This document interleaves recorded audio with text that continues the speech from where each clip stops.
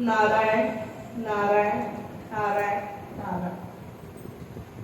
श्रीमद् भागवत सप्ताह चतुर्दिवस एक दिन करते हुए यहाँ पर 3 दिवस हमने कथा को श्रवण किया।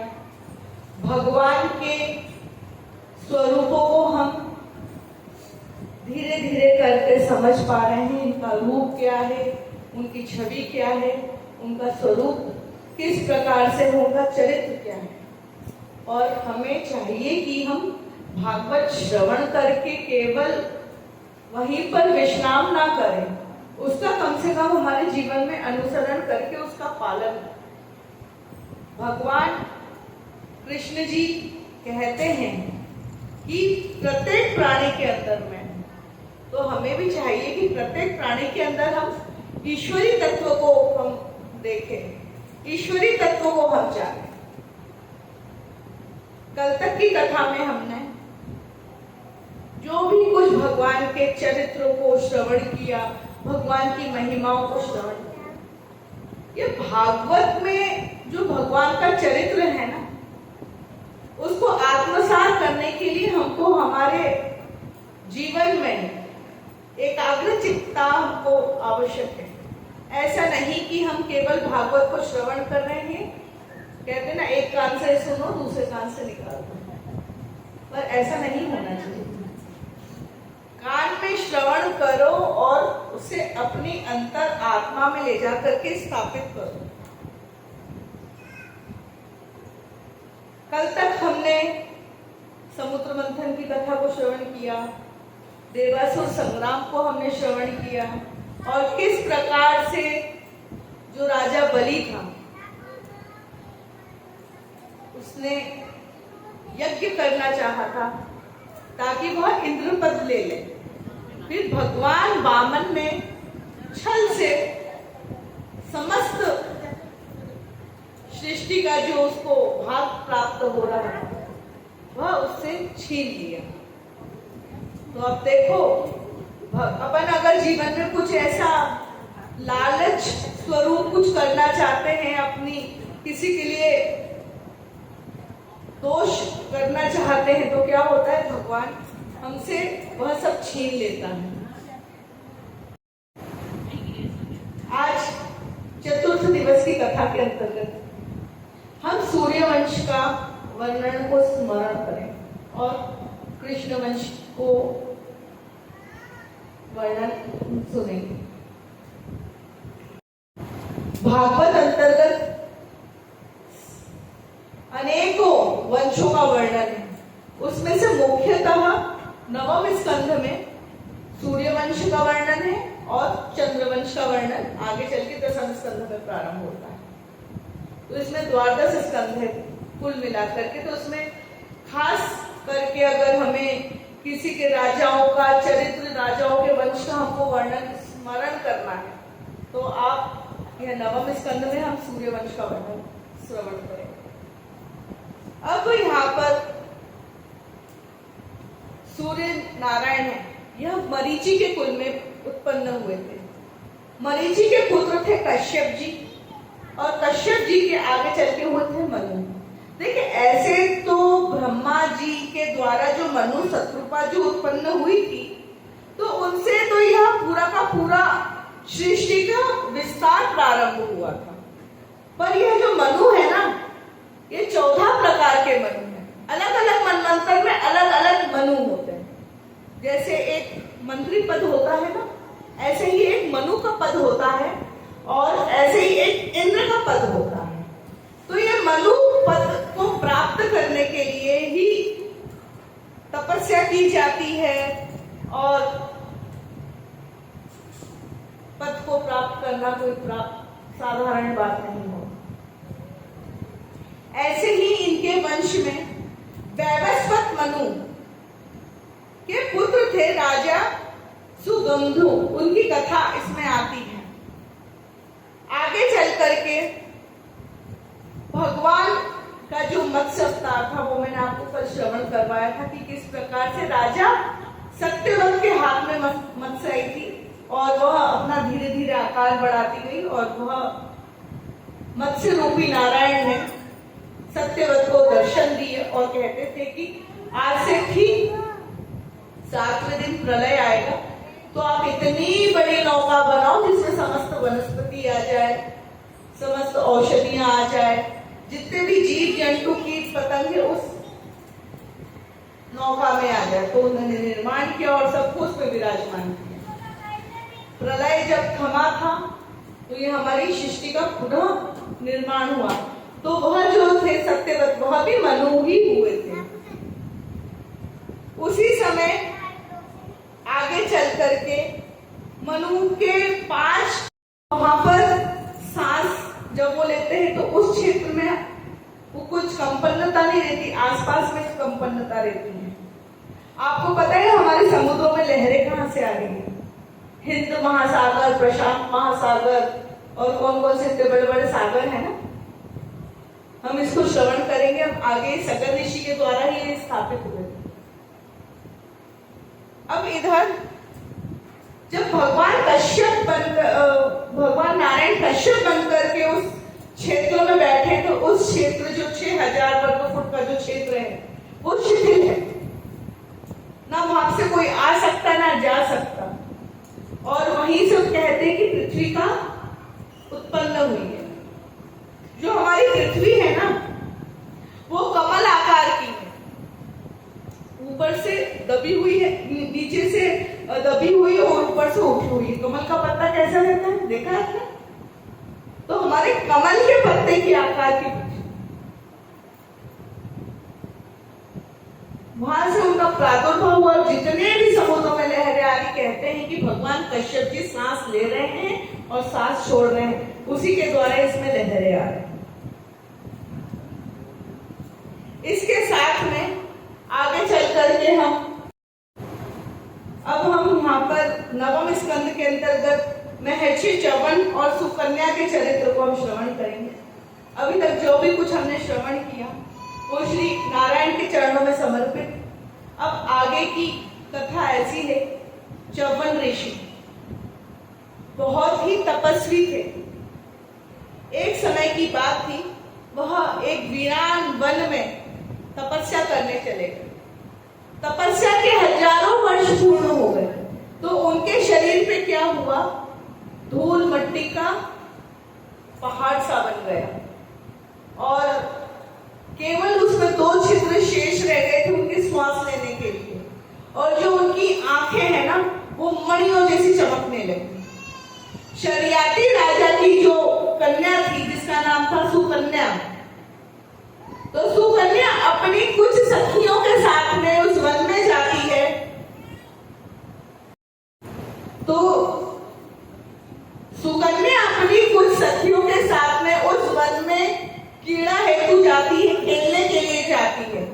जब उसने देखा कि एक पर्वत श्रृंखला छोटी सी, उनके उसमें 2 छिद्र हैं और आंखों के समान 2 मणियां चमक रही है, तो एक कुसे का तिनका लिया है और उनकी आंखें को फोड़ दी। तो क्या हुआ, उनको लहू की धारा बहने लगी। तो च्यवन ऋषि अपनी तपस्या में लीन थे और वैसे ही उन्होंने तिनका लिया और दूसरी मणि रूपी नेत्र में उन्होंने छिद्र कर दिया। उनके आंखों से इतना लहू बढ़ा, जहां पर वो तपस्या कर रहे थे वो उठ के खड़े हो गए और नारायण नारायण नारायण कहने लगे। अब क्या हुआ, वहीं पर राजा शरियाती के कुछ सेवक गण वहां विचरण कर रहे थे। उन्होंने यहाँ उनकी पुत्री के द्वारा किया गया कत्र को ले जाकर के उनके पिता को कह दिया। कहते कि महाराज आपकी कन्या ने देखो चंचलतावश क्या कार्य कर दिया है, एक तपस्वी की दोनों आंखें फोड़ दी। अब इधर राजा शरियाती सुकन्या को लेकर के च्यवन ऋषि के आश्रम जाते हैं और उनसे कहते हैं कि हे महर्षि, मेरी कन्या के द्वारा बहुत ही बड़ा अपराध हो गया है, मैं उसकी क्षमा आपसे मांगता हूं और मैं आज ही अपनी कन्या का वरण आपके साथ कर रहा हूं। तो अब क्या था, अपनी पिता की आज्ञा को स्वीकार करके सुकन्या ने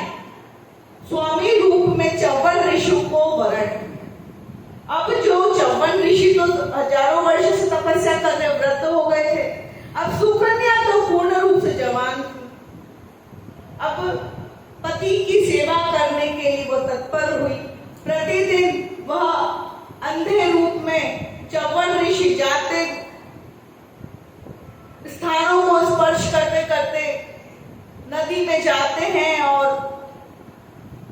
वहां पर आचमनी करते हैं, संध्या करते हैं, पूजन करते हैं और पुनः अपने आश्रम को लौट जाते हैं।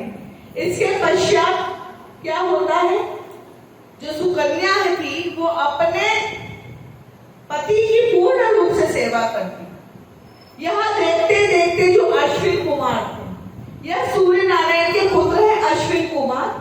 और मैंने कल भी आपसे निवेदन किया था कि यह सूर्य नारायण जो है यह देवताओं के वैद्यराज हैं। समुद्र मंथन के अंतर्गत तो धन्वंतरी भगवान प्रकट हुए थे अमृत कलश लेकर, पर जो अश्विन कुमार है, अश्विन कुमार है देवताओं के वैद्यराज। अगर हमको कभी भी किसी प्रकार का ज्वर आता है ना, शीत लगती है, सर्दी बुखार होता है, हम जब भी कोई भी अगर आप औषधि लेते हो, काढ़ा बना के पीते हो या वो पैरासिटामोल, क्रोसिन, आजकल क्या क्या आ गई, आप कुछ भी ग्रहण करते हो तो आप उत्तर के मुख में आप अपना मुख रखें और धन्वंतरी भगवान का स्मरण करके उस औषधि को लें, आप जल्दी स्वस्थ हो। ये एक बहुत ही अच्छी क्रिया है। अगर आपको जल्दी स्वस्थ होना है तो आप अश्विन कुमार का स्मरण करें, आप धन्वंतरी भगवान का स्मरण करें, आप जल्दी स्वस्थ होंगे। अब यहाँ पर जो अश्विन कुमार थे वो सुकन्या की सतीत्व की परीक्षा लेने के लिए वहां आए। यह कथा नवम स्कंद में है भागवत में। अब क्या हुआ है,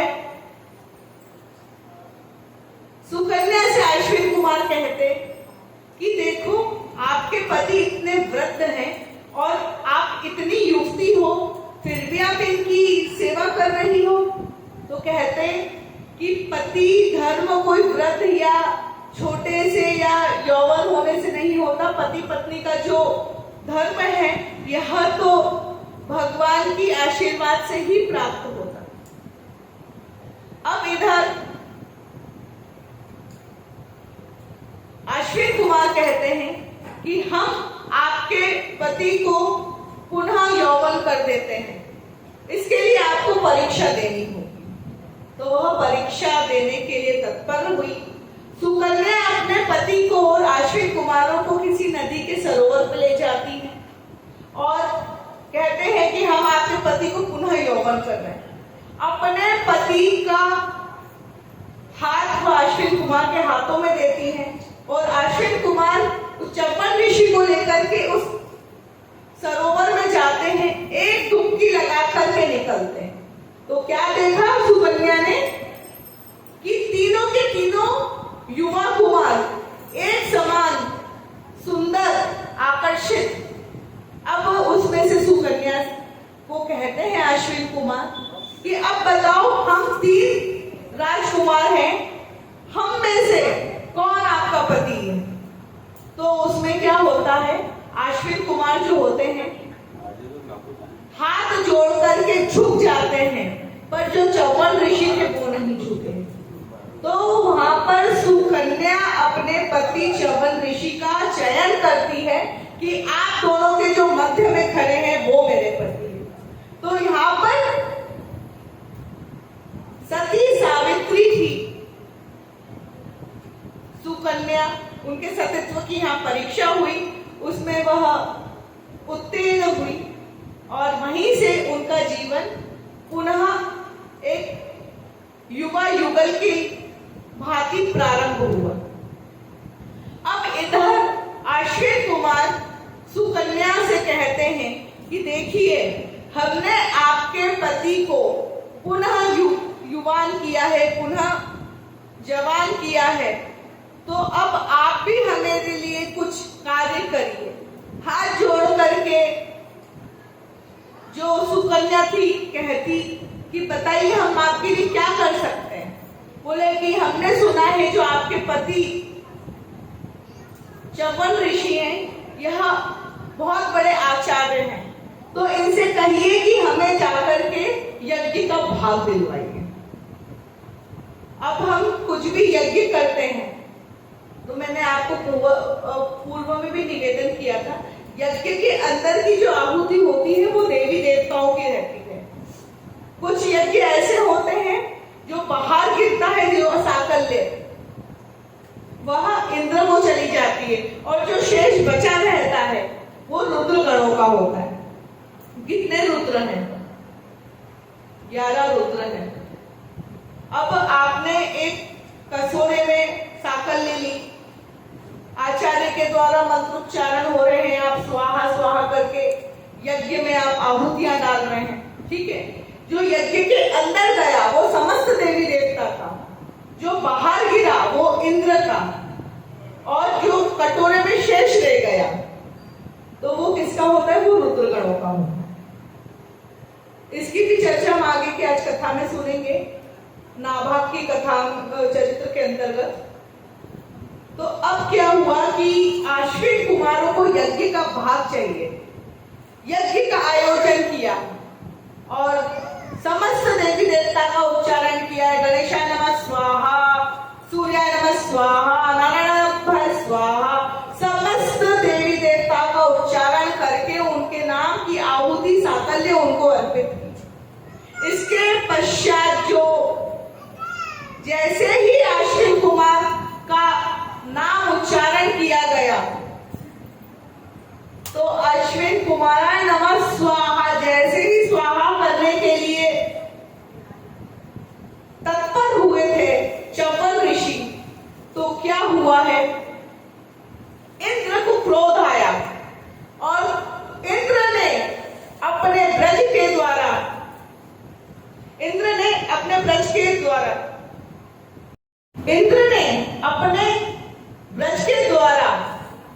जिस क्षेत्र में यज्ञ हो रहा था वहां पर वर्षा कर दी।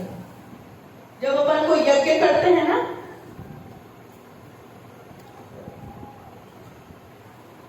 जब भी हमको यज्ञ करते हैं ना, उसमें बहुत सारे विघ्न आते ही। अब हमारे पास क्या विघ्न आ गया? कल सांध्यकाली इंद्र देवता ही प्रसन्न हो गए, है ना।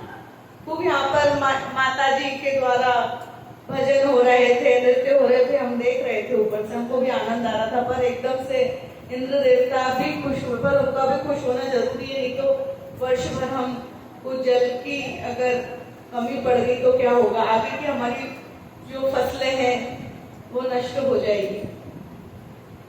अब यहाँ पर जब च्यवन ऋषि ने जैसे ही अश्विन कुमार के नाम की आहुति लेने के लिए हाथ उठाया है, इंद्र ने देखा और इंद्र को क्रोध आया और इंद्र ने अपने तेज के अनुसार वहां पर वर्षा कर दी। पर च्यवन ऋषि का तेज इतना प्रबल था कि जिस क्षेत्र में च्यवन ऋषि यज्ञ कर रहे थे ना, उस यज्ञ की परिधि के बीच में वर्षा की एक बूंद नहीं आई। ये होती है संत ऋषि महापुरुषों की तपस्या का प्रभाव। अब इधर जैसे ही इंद्र को और क्रोध आया तो उस क्षेत्र में वह आ गए और जैसे ही उन्होंने अपना ब्रज उठाया है उस यज्ञ को विध्वंस करने के लिए, वहीं पे च्यवन ऋषि ने अपने कमंडल में से जल उठाया है और जल छीट दिया इंद्र के ऊपर और इंद्र उधर ही स्तंभित हो गया। यज्ञ को पूर्ण किया, अश्विन कुमारों को यज्ञ का भाग दिया गया। उस भाग को प्राप्त करने के पश्चात ही इंद्र को मुक्त किया। अब यहाँ पर च्यवन ऋषि कहते हैं कि यह भी देव योग्य है, पुरुष है। अश्विन कुमार यह 2 पुरुष हैं जो देवताओं के वैद्य हैं और इनको भी यज्ञ का भाग च्यवन ऋषि के द्वारा यहाँ पर प्राप्त हुआ है। और ये च्यवन ऋषि कौन है? आप च्यवनप्राश खाते? तो 54 प्रकार की जड़ी बूटियों को एकत्रित करके च्यवन ऋषि ने एक ऐसी औषधि व्यक्ति कभी वृद्ध नहीं है, सदैव युवा रहता है। तो जिसको चाहिए कि अगर कोई वृद्ध नहीं हो, पर देखिए इस मृत्यु लोक पे आए हैं तो सभी को मरना तो अवश्य है, पर हम अगर इस प्रकार की औषधियों का श्रवण ग्रहण करें,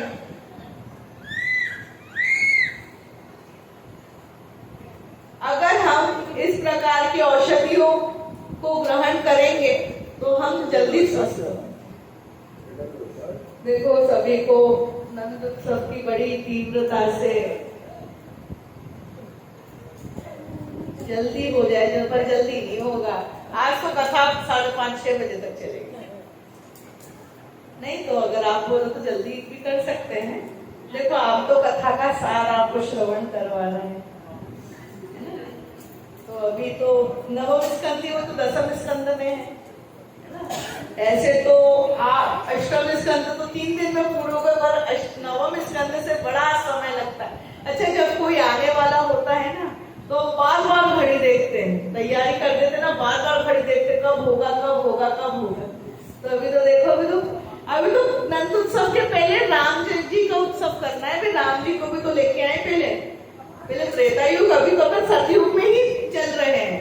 सतयुग के बाद त्रेता युग आएगा, तो त्रेता युग के मैंने कितने बताए थे, कितने वर्ष है, 12 लाख वर्ष। तो 12 लाख वर्ष तक तुमको फिर नंद उत्सव करनी है ना। तो थोड़ा सा निवेदन है कि आप भी थोड़े इस क्षेत्र में आओगे ना, तो मेरा तो जो कथा का क्रम है वो थोड़ा डिस्टर्ब होता है। वो थोड़े भी बाल बच्चों को इधर इस क्षेत्र में मत रहने तो, उसके बाद भले अपन बहुत उत्सव कर लेंगे।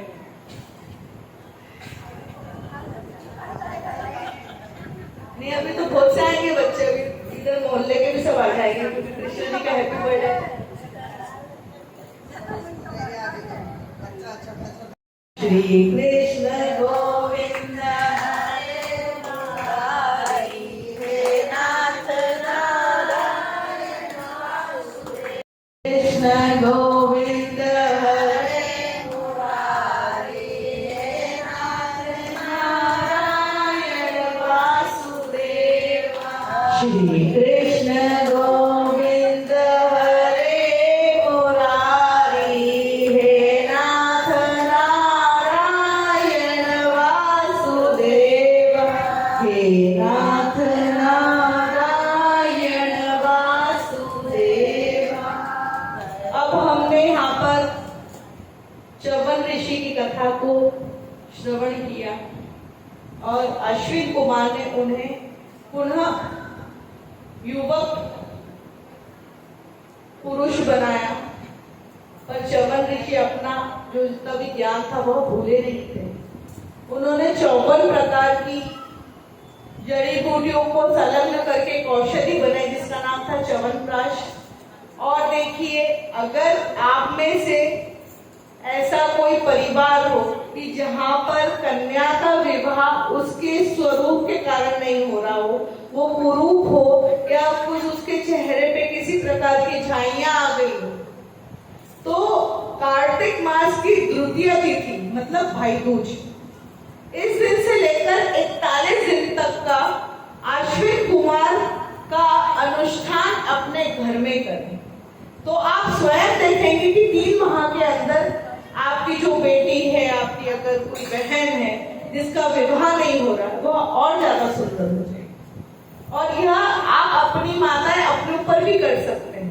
आपको ऐसा लगता है कि हम बूढ़ी हो रही हैं, हाँ, अब हमको मेकअप करने की आवश्यकता है, ऊपर से जो भी पोतते ना अपन, उसकी आवश्यकता है, तो उसके लिए आप ऐसा करें कि जो कार्तिक मास की द्वितीय तिथि, शुक्ल पक्ष की द्वितीय तिथि आती है भाई दूज, भाई दूज से लेकर के 41 दिन मतलब कब, अगहन का महीना, 41 दिन का ये अनुष्ठान अपने घर में करें। अश्विन कुमार के नाम की आप एक प्रतिमा को या आप किसी मट्टी की प्रतिमा भी उनके नाम से बना सकते हैं, या कुछ औषधियों को जोड़ करके उनके नाम की कुछ रखें, उनको आवाहन करें कि हम आपको अपने घर में स्थापित करके हम ये अनुष्ठान करेंगे। आप उनको प्रतिदिन सुबह शाम निवेद अर्पित करें और एक छोटा सा यज्ञ कुंड अपने मंदिर के आगे बनाएं, उसमें उनके नाम की कम से कम 108 आहुति डालें। कैसे? पहले जो भी आपका पंचोपचार पूजन है वो इत्यादि करके आश्विन कुमाराय नमः स्वाहा, आश्विन कुमाराय नमः स्वाहा, ऐसा करके आप उनको आहुति दे। कब तक? 41 दिन तक। 108 आहुति 41 दिन तक। और जो उनकी जो यज्ञ कुंड की जो राख बची हो वह रखे और अपने शरीर पे हल्का हल्का लेपन करते रहे। देखिएगा 3 महीने के अंदर आपके रूप में बहुत ही परिवर्तन आएगा। ये हम नहीं कह रहे, ये भविष्य पुराण में भी इस कथा का वर्णन है। होता है ऐसा कि किसी अच्छा छोटी बहन का विवाह हो गया, बड़ी बहन का नहीं हो पाया। क्यों नहीं हो पाया? क्योंकि उसकी पास उतनी सुंदरता, उतना आकर्षण नहीं है। तो देखिए कार्तिक महीना तो हर वर्ष आता है और उसमें शुक्ल पक्ष की द्वितीय तिथि भी आती है। आप सभी के भाई लोग आपके यहाँ पे भोजन करने आते हैं, भाई दूज पे आते हैं ना, तो उसी दिन से ही हम व्रत आप प्रारंभ करें तो देखिए आपको जरूर से अपने जीवन में कुछ ना कुछ परिवर्तन प्राप्त होगा। आप स्वस्थ रहोगे और युवा रहोगे। इसी प्रकार से महर्षि च्यवन और सुकन्या के चरित्र को यहीं पे विराम करते हैं और आगे चल करके नाभा और अमरीश ऋषि की कथा आती है। अब हम यहाँ पर सूर्यवंश में प्रवेश कर रहे हैं। नाभा के पुत्र थे नाभा। एक समय की बात थी जो ये देखो बहुत ही महत्वपूर्ण कथा है और प्रत्येक को अपने जीवन में यह श्रवण करना। जो नाभा थे यह सूर्यवंश में महाप्रतापी राजा थे। एक समय की बात थी, यह अपने बाल्यावस्था में अपने गुरुकुल से अध्ययन कर वन की ओर तपस्या करने के लिए चले गए। अब धीरे धीरे वह आयु में बड़े हुए। जब तपस्या करके पुनः अपने घर की ओर लौटे तो उस समय उन्होंने क्या देखा कि मेरे जितने भी भाई थे उन्होंने उस संपत्ति का जो बची हुई उनके घर में शेष संपत्तियां थी उनका उन्होंने बंटवारा कर दिया और नाभा जी के पास में कुछ भी शेष नहीं रहा। अब इधर नाभा जी जाकर के अपने भाइयों से चर्चा करते हैं कि आपने मुझे क्या संपत्ति शेष छोड़ी है, मेरे भाग्य में क्या है, आपने मेरा भाग्य कहाँ लिखा है, कृपया करके आप मुझे बताइए। तो उनके जो शेष भाई थे नाभा जी से कहते हैं कि जो पिताजी के पास में जो संपत्ति है ना अभी वर्तमान, वही तुम्हारी संपत्ति है, तो आप उन्हीं से जाके चर्चा करो। तो नाभा जी अपने पिताजी के पास जाते हैं और उनसे कहते हैं कि मेरे भाइयों के द्वारा कहा गया जो वाक्य है वो यह है कि मुझे आप ही की जो संपत्ति है वही मिलेगी, उन्होंने तो अपना अपना भाग ले लिया है। तो उनके पिताजी कहते हैं कि आप उनकी बातों में ना आए, ऐसा कुछ भी नहीं है। तो मतलब पिताजी ने भी उनको संपत्ति राज्यपाट कुछ नहीं दिया। तो कहते हैं कि उनके पिताजी वहां पर जाओ, अगिरस गोत्र के ब्राह्मण जन कुछ वहां यज्ञ कर रहे हैं, यज्ञ के बाद जो भी कुछ शेष बचेगा वह सब आपका है। तो अब उन्होंने तो यह सोच करके चले गए कि हाँ भाई यज्ञ में से जो कुछ बचेगा। अच्छा, आप जैसे अभी भागवत ज्ञान यज्ञ कर रहे हो, बहुत सा अर्थ लगाया, बहुत सा आपने संचय किया होगा, वस्त्र इत्यादि भोजन आदि संग्रह किया होगा, वो सब आप लगा रहे, पर इसके बाद भी तो कुछ शेष बचेगा ना। आपका बजट अगर 2000 रुपए का है, आपकी शॉपिंग 1500 की होगी, तो जो बचे हुए 500 रुपए का क्या करते हैं, वो भविष्य के लिए रखते हैं कि किसी और के लिए। तो यहीं पे यह हुआ कि जो यज्ञ करके जो शेष जो बचता वो नाभा जी को प्राप्त होना था। तो पर नाभा जी उसी भाग की कामना से, उसी भाग की चेष्टा से वह चले गए अगिरस गोत्र के जितने भी ब्राह्मण थे उनकी सेवा करने के लिए। जहां पर यज्ञ हो ना, तो वहां पर अपना एक धर्म होता है कि वहां पर भले ही अपन यज्ञ नहीं कर सकते तो वहां पर आए हुए अतिथियों का, ऋषि मुनियों का, आचार्यों का हम स्वागत करें। आप में सामर्थ्यता नहीं है कि हम इतना बड़ा कुछ अनुष्ठान कराए, जाप करवाए, पाठ करवाए, पर जहाँ कुछ हो रहा हो ना, तो वहां पर अगर आपने सेवा कर दी, कुछ नहीं तो झाड़ू उठा करके फर्शी भी साफ कर दी, तो भी आपको उसका उतना ही बराबर पुण्य मिले। तो यहाँ पे नाभा जी जाते हैं, ब्राह्मणों की यहाँ पर सेवा करी है, और सेवा करने के बाद जैसे ही यज्ञ विश्राम हुआ तो क्या देखा है उन्होंने, एक उत्तर दिशा से एक काला पुरुष आते हुए उन्होंने देखा, और जो बचा हुआ जो यज्ञ में शेष भाग था ना, फूल, पुष्प, वस्त्र, भोजन, अन्य धन, वो सब एकत्रित करने लगे ले जाने के लिए। फिर उस काले पुरुष ने नाभा जी से कहा, यह कथा नवम स्कंद के अंतर्गत है कि यह जो आप भाग ले जा रहे हैं, यह मेरा भाग है, या आपका भाग नहीं हो सकता। फिर उन्हें बाल्यावस्था में जो ज्ञान प्राप्त हुआ था अपने गुरुदेव से, वह उन्हें ज्ञात हुआ कि ये तो यज्ञ में जो बचा हुआ भाग रहता है वह तो रुद्र गणों का रहता है, तो ये मेरा भाग तो हो नहीं सकता।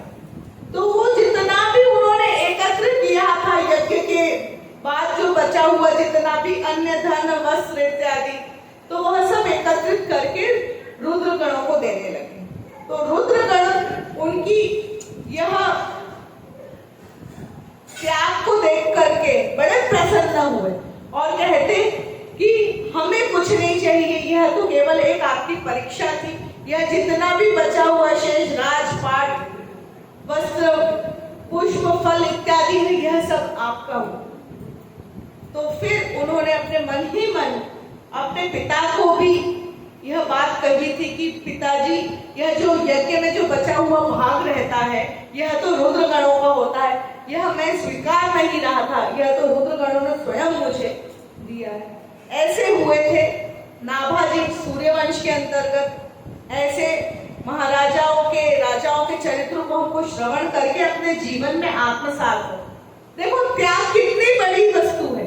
आप जो भी कुछ त्याग करते रहोगे ना, तो भगवान आए या उनके पार्षद गण आए, पर वो आपको जरूर आकर के दर्शन दें।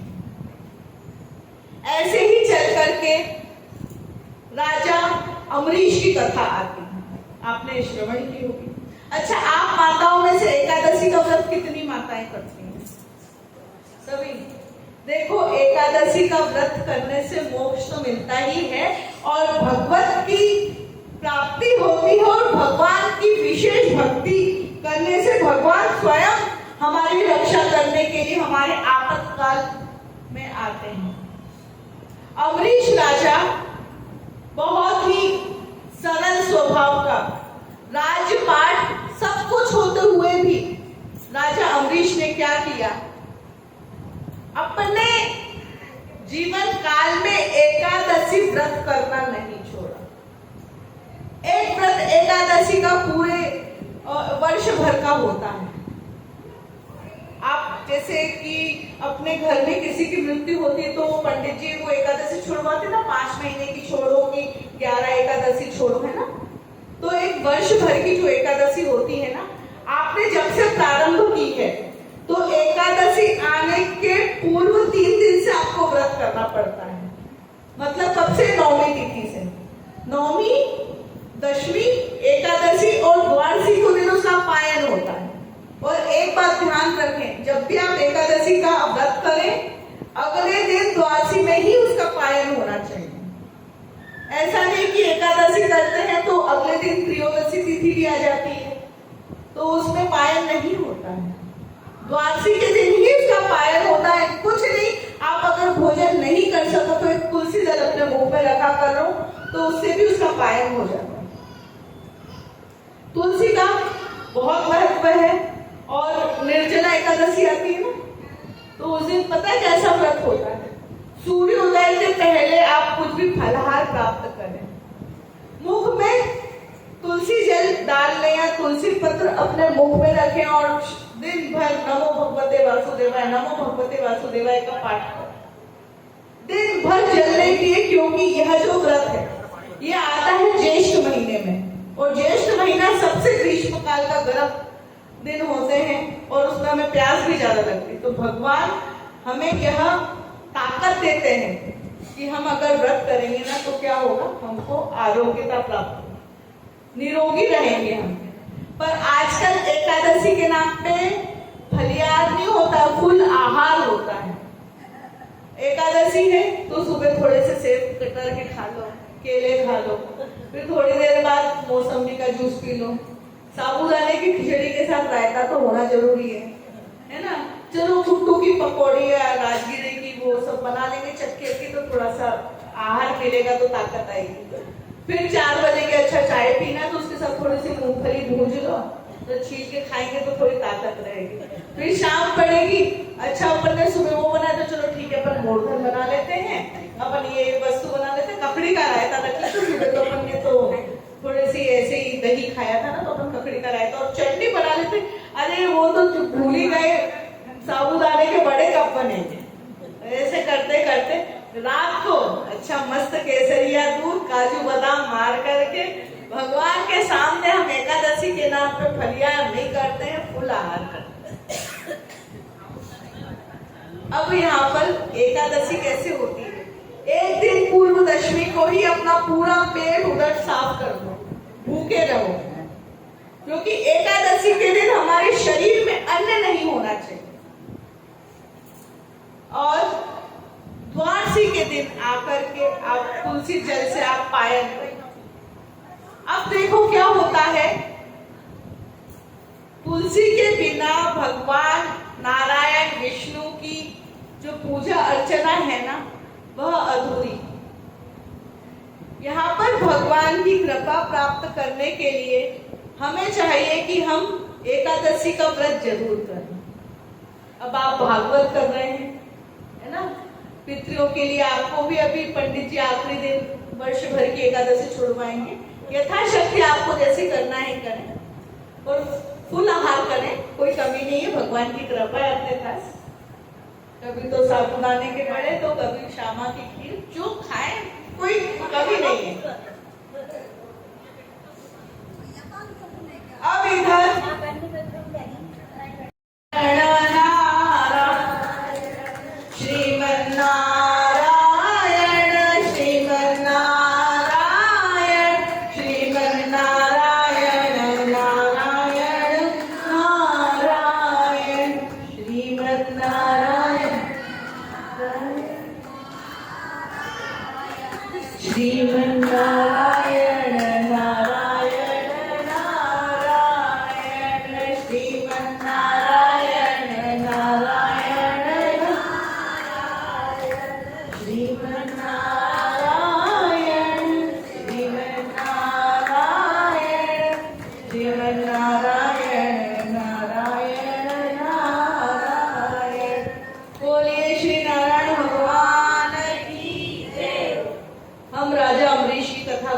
कर रहे हैं।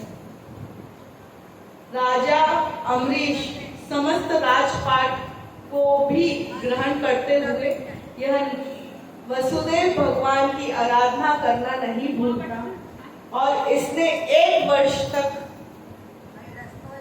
एकादशी का व्रत का पालन किया और अंत के जो 3 दिन शेष रह गए थे उस दिन उपवास किया है और द्वादशी में कुछ ही क्षण शेष थे। इसी में उनके द्वार पर ब्राह्मण आए और ब्राह्मण भी कौन थे, दुर्वासा ऋषि।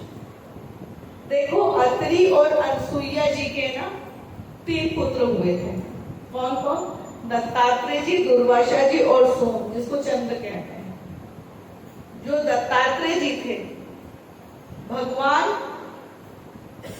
विष्णु जी के अवतार थे, दुर्वासा ऋषि शंकर जी के अवतार थे और जो सोम थे वह ब्रह्मा जी के अवतार थे। आपको मैंने पूर्व में भी निवेदन किया ना कि ब्रह्मा जी के भी अवतार हुए हैं, जिसमें से जानवंत जी एक है ना। हमको केवल भगवान विष्णु जी के अवतारों की लीला अगर हम उसको श्रवण करते हैं तो पर साथ में हमको शंकर जी के भी अवतारों के नाम पता होना चाहिए, ब्रह्मा जी के भी अवतारों के नाम पता होना चाहिए। अब जब एकादशी को पूर्ण करने के पश्चात द्वादशी में कुछ ही क्षण जब शेष थे, जैसे ही वो पायन कर रहे थे उसी समय दुर्वासा ऋषि का वहां प्रादुर्भाव। और यहाँ पर दुर्वासा ऋषि ने देखा कि अतिथि सत्कार ना करते हुए ये स्वयं अपनी सेवा में लग गए। बहुत ही तेज क्रोध आया है और अपनी एक जटा तोड़ करके जमीन पे फेंका है। उसमें से कृत्या नाम की राक्षसी उत्पन्न हुई और कृत्या इतनी देखने में भयंकर थी, उसके रक्त रूपी नेत्र थे और वह राक्षसी स्वरूप अमरीश राजा को खाने के लिए तत्पर हुई। तो अब अमरीश राजा था, वो वहीं के वहीं भगवान का स्मरण करके खड़े। जब देखा भगवान नारायण ने कि मेरे भक्त की ऐसी अवहेलना हो रही है कि जैसे ही उसने व्रत को पायल करने के लिए तत्पर हुआ कि एक ब्राह्मण के द्वारा इतना घोर श्राप हुआ कि एक राक्षसी को उसने उत्पन्न किया और वह राक्षसी उसे खाने के लिए आ रही है, तो अपना सुदर्शन चक्र क्षीर सागर से छोड़ा है। वो ले जा करके कृत्या का यहाँ पर उद्धार हुआ और वही सुदर्शन चक्र की जो नेमी थी वह शांत नहीं, वो गई है दुर्वासा ऋषि के ऊपर। और अब क्या हुआ, अमरीश राजा वहीं पे हाथ जोड़कर नारायण नाम का स्मरण कर रहे हैं। आगे आगे दुर्वासा ऋषि जा रहे हैं और पीछे पीछे सुदर्शन चक्र घूम रहा है। जाकर के दुर्वासा के दुख की निवृत्ति हुई है और दुर्वासा ऋषि ने नारायण के चरणों में क्षमा याचना मांगी। इसी प्रकार से यह अमरीश राजा की कथा को हम यही विश्राम करते हैं।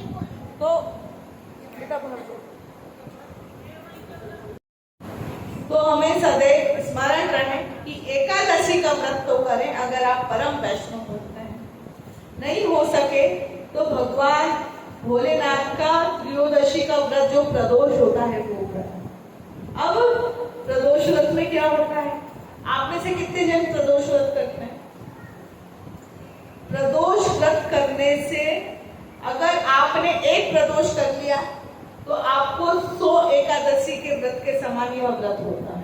राजा हरिश्चंद्र, अयोध्या नरेश, एक समय की बात थी, विश्वामित्र जी ने उनकी परीक्षा ली और परीक्षा लेकर के क्या किया, बहुत सारे संत ऋषि मुनियों को उनके द्वार बुलाया और सत्यवादी राजा हरिश्चंद्र से यज्ञ करवाया, उनको दक्षिणा दिलवाई।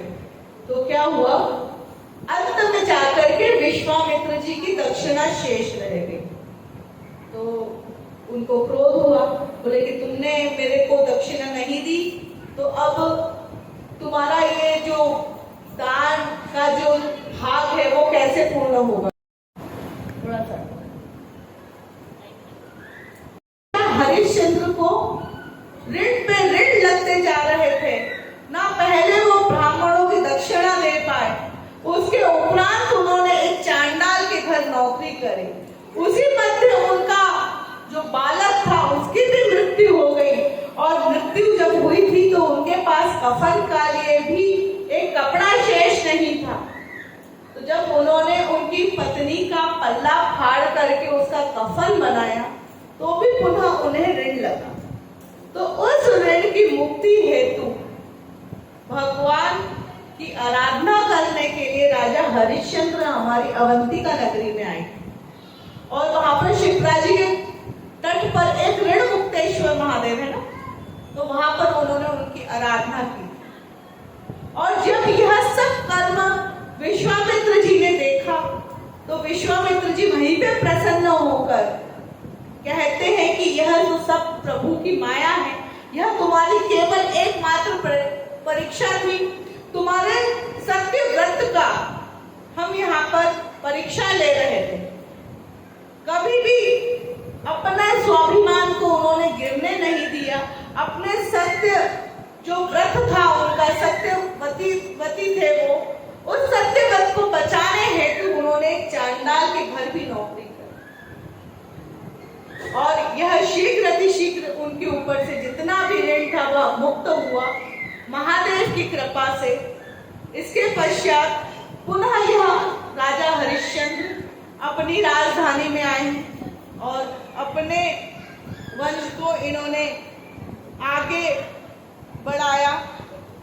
इसके पश्चात राजा मानदाता सूर्यवंश में थे। राजा मानदाता यह भी सूर्यवंश में थे।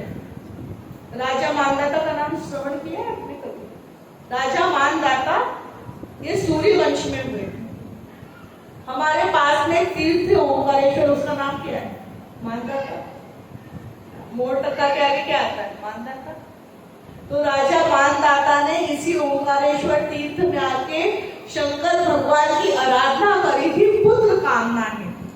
1000 वर्ष तक राजा मानदाता ने तपस्या करी और भगवान ने प्रसन्न होकर उनको पुत्र होने का आशीर्वाद दिया। एक समय की बात थी, राजा मानदाता इतना तेजस्वी था कि उन्होंने एक बार युद्ध में इंद्र को परास्त कर दिया। तो आगे चल करके इनके वंश में हुए थे। बहुत ही अच्छी कथा है। अब सूर्यवंश की जो मुख्य कथा है, मुख्य चरित्र, अब हम उनको श्रवण करते हैं। अब राजा सगर की कथा। सगर का नाम क्या है? सगर, राजा सगर, इनके जो पिता थे वो बाहुक थे। इन बाहुक राजा की 9 पटरानियां थी। तो बाहुक युद्ध क्षेत्र में शहीद हुए। तब उनका अंतिम संस्कार करने के लिए उनके कुल गुरु को बुलाया, कुल पुरोहित को बुलाया। वो थे वशिष्ठ जी। तो वशिष्ठ जी की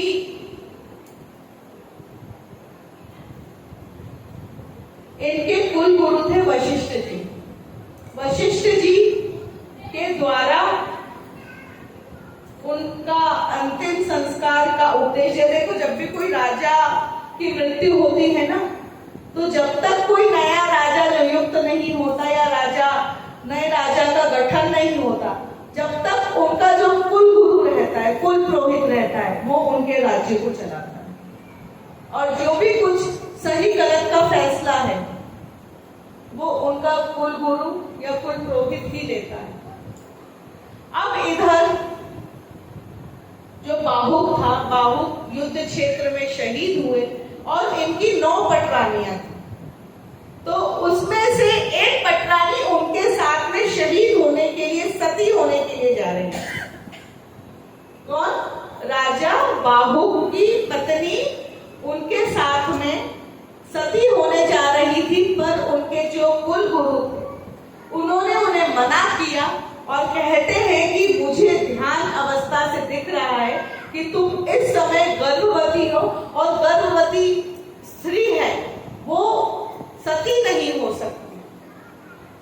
तो अब शेष जो 8 पटरानियां थी वह उनसे ईर्ष्या करते हैं। और क्या हुआ है कि उस बाहु की पत्नी जो गर्भवती थी, उसकी समस्त 8 पटरानियों ने उनकी गर्भावस्था के समय उन्हें जहर देना प्रारंभ किया। जो गर्भ नाम है वो जहर का नाम है। जैसे एक जहर का नाम क्या इंग्लिश में पॉइजन बोलते हैं ना, ऐसे गर्भ का जो अर्थ है, गर्भ का अर्थ है विष, जहर। अब यहाँ पर समस्त 8 पटरानियों ने श्री गुरुदेव हे नाथ नारायण वासुदेव। अब यह जो सगर थे, इनकी माता को जब ये गर्भावस्था में थे तो इनकी अन्य माताओं के द्वारा जहर दिया गया, विष दिया गया, फिर भी उन्हें उसका कोई प्रभाव नहीं पड़ा। स्वस्थ शिशु माँ की गर्भ से जन्म लिया और यह जब इनका जन्म हुआ था ना, तो उनके शरीर के ऊपर एक विष की परत लगी हुई थी। इसलिए इनका नाम रखा सगर। अब सगर को राज्य अभिषेक किया गया और इसके पश्चात इनके हुए थे 60,000 पुत्र। सगर राजा की 2 पत्नियां थी, उसमें से एक पत्नी को इनके पुत्र हुए थे असमंजस और दूसरी पटरानी ने उनके गर्भ से एक मांस का लोथड़ा जन्म लिया और उस मांस के लोथड़े में से 1000 बारीक बारीक अणु हुए और उन अणुओं को 1000 मट्टी के कलश में रखा गया। उसके बाद उसमें से यह सब पुत्र हुए। एक समय की बात थी, राजा सगर को अश्वमेध यज्ञ करना। अब ये देखिए, यज्ञ भी अलग अलग होते हैं। यज्ञ का मतलब, अश्वमेध यज्ञ का यह मतलब नहीं कि अश्व को काट के बलि पे चढ़ा दो। अश्वमेध यज्ञ का मतलब यह होता है, पूजन अर्चन अभिषेक करने के पश्चात उस अश्व को, उस घोड़े को छोड़ा जाता है। जिस जिस क्षेत्र में वह घोड़ा चलेगा वहां सबका सब राज्य राजा का हो जाएगा। तो उसको 48 घंटे के लिए घोड़े को छोड़ा जाता है और पीछे उनके साथ 2 सैनिक चलते हैं। आपने अश्वमेध यज्ञ की कथा रामायण में सुनी है ना, कि किस प्रकार से अश्वमेध यज्ञ के घोड़े को लव कुश ने रोक लिया था और उनके सैनिकों द्वारा उनसे युद्ध हुआ था, है ना। तो ऐसे ही अश्वमेध यज्ञ करने के लिए राजा सगर ने एक अश्व को बुलाया। अब यहाँ पर इंद्र जो था बड़ा क्रोध में आ गया कि अगर ये इसने अश्वमेध यज्ञ करवा लिया तो यहाँ मेरी गद्दी प्राप्त कर लेगा। तो हमेशा इंद्र है ना, किसी के भी यज्ञ हवन पूजन अनुष्ठान से सदैव भयभीत रहता है। आज हम भी अगर कुछ भी पाठ पूजा हवन इत्यादि करें ना, तो हम तो पुण्य एकत्रित करेंगे, तो उसमें जो इंद्र रहता है वह कहीं ना कहीं ये देख करके ईर्ष्या करता ही है। इसलिए मैंने सदैव कहा है, जब भी आप अपने आसन से उठो, जल डाल करके अपने नेत्र से स्पर्श करके उठो, नहीं तो ये जो आप अपने बैठ के जो कथा श्रवण करके जो पुण्य एकत्रित कर रहे हैं, यह इंद्र ले जाएगा। अब जब यहाँ पर राजा सगर ने अश्वमेध यज्ञ करने के लिए तत्पर हुए तो इंद्र को क्रोध आया और इंद्र ने क्या किया, उनके अश्वमेध के अश्व को ले जाकर के कपिल मुनि के आश्रम में छुपा दिया। अब समस्त जो सूर्यवंशी महाप्रतापी राजा थे और उनके 60,000 पुत्र थे, यह बड़े व्याकुल हुए, बड़े चिंतित हुए कि भी अश्व कहां गया। सगर राजा ने पृथ्वी भी खोद डाली पर वह अश्व नहीं मिला। पृथ्वी खोद खोद के जो 7 सागर दिख रहे ना, इतने प्रतापी राजा थे, 7 सागर बना दिए उन्होंने, पर अश्व नहीं मिला। उनके पुत्र घूमते घूमते गए हैं कपिल मुनि के आश्रम में, और कपिल मुनि के आश्रम में उन्होंने देखा कि हमारे अश्व जो है वो यहाँ बंधा हुआ है। अब बेचारे जो कपिल मुनि थे, बड़े तेजस्वी कपिल मुनि, ध्यान अवस्था में लीन होकर के तपस्या कर रहे हैं। उनको सृष्टि में होने वाली क्रिया का, अनुष्ठान का कोई बोध नहीं। पर अब क्या हुआ, समाधि में लगे हुए ऋषि की उन 60,000 पुत्रों ने अवहेलना की, उन पे चोरी का मिथ्या आरोप लगाया कि देखो ये चोर है, इसने हमारे अश्वमेध यज्ञ का अश्व को चुराया है। जैसे ही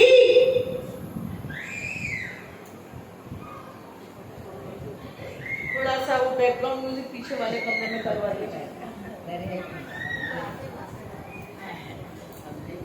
अब जैसे ही कपिल मुनि ने अपने नेत्र खोले हैं तो क्या देखा, सगर ऋषि के 60,000 पुत्र वहां खड़े हैं और उनके नेत्र खुलते से ही उनके जो 60,000 पुत्र थे वहां जल करके भस्म हो। अब क्या हुआ, अब भाई जल के भस्म हुए हैं तो मृत्यु तो हुई है, तो उनको तारना भी तो जरूरी है। तो क्या करें, गंगा जी का आना यहाँ पर आवश्यक हो गया। अब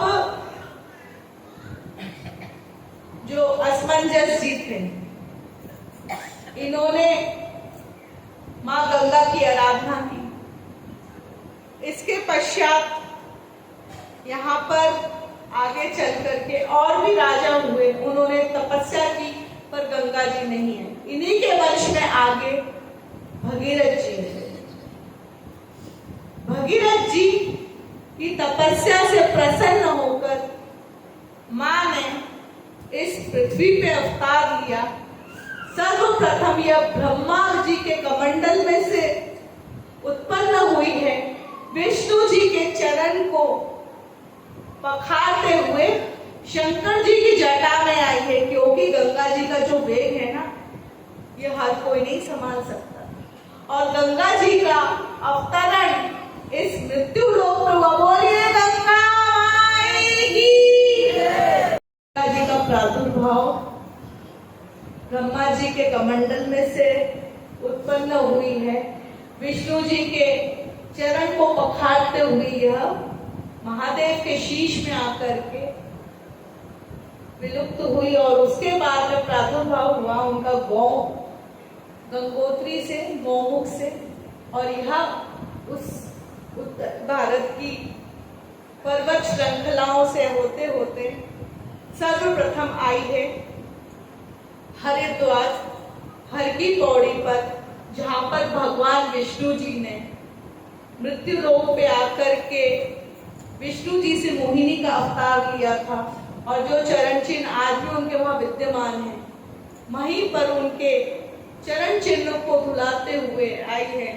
और प्रयाग में आकर के माँ जमुना जी के साथ में इनका संगम हुआ है। और यहीं पर काशी से आगे होते होते गंगा सागर से में जाकर के सागर में विलुप्त हुई है। और गंगा सागर ही वह क्षेत्र है जहाँ पे कपिल मुनि का आश्रम है।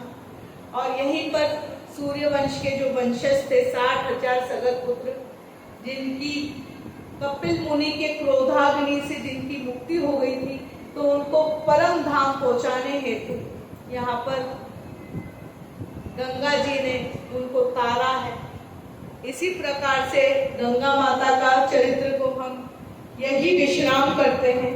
और आइए, जिसका हमें समूह विनती करें, पहुंचे निज निज धाम। सुर समूह विनती करी, पहुंचे निज निज धाम। जग निवास प्रभु प्रगटे, अखिल लोक विश्राम। सियावर रामचंद्र की जय। भय प्रगट कृपाला, दीन दयाला, कौशल्या हितकारी। भय प्रगट कृपाला, दीन दयाला, कौशल्या हितकारी। हर्षित महतारी, मुनि मनहारी,